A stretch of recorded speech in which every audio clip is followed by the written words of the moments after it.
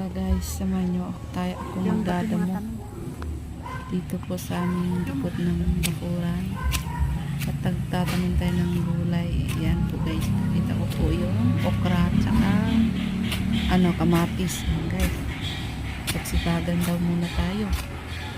Ayan dito guys, tingnan nyo ang damo, napakasukal ang damo.